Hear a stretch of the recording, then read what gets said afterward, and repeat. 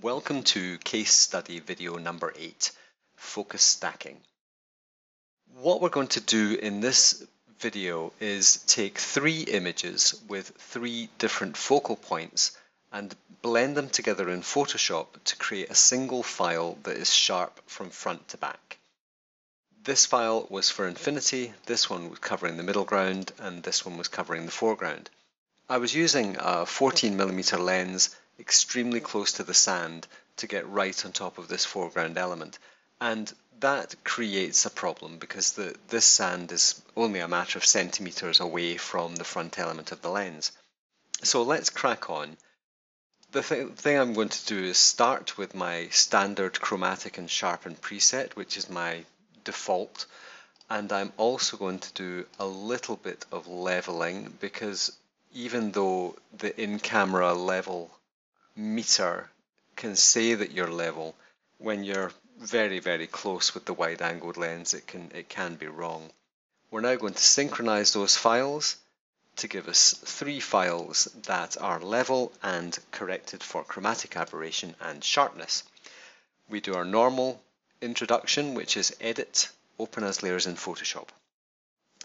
The process we're going to be demonstrating is there are 2 primary stages that we have to go through to blend the 3 files into a single file.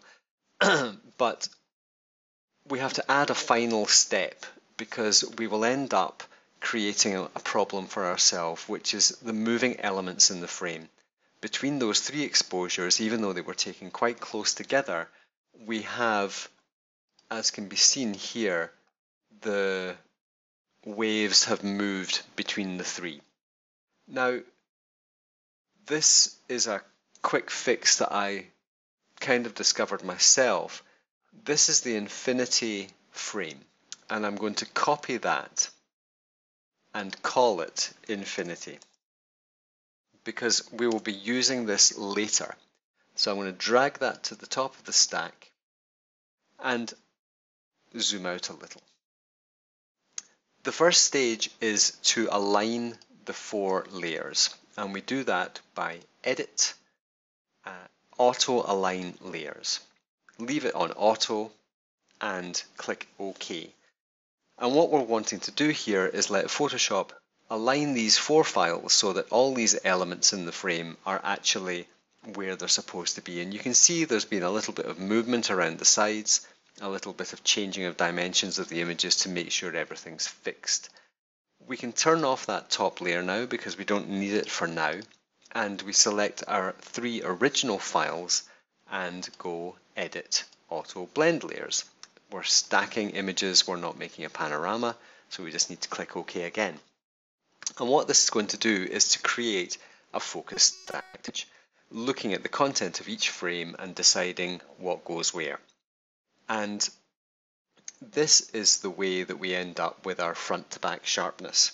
And if we now zoom into the foreground, we can see we have sharp and we also have sharp infinity. But we have created these anomalies where the waves in the sea have not blended properly because they cannot.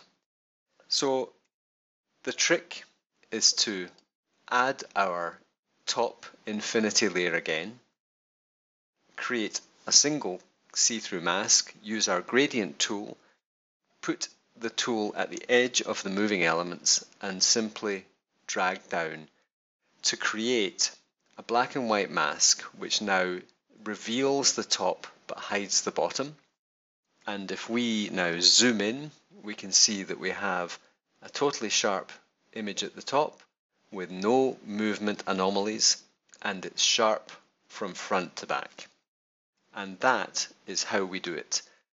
From this point on, I think we want to just tidy up with the crop tool because it has left a little bit of stray pixels around the corner, and we can also go layer, flatten image, and we now have our single frame which has been made of a composite of 3 different images, which is now sharp from front to back. And that's the end of this video.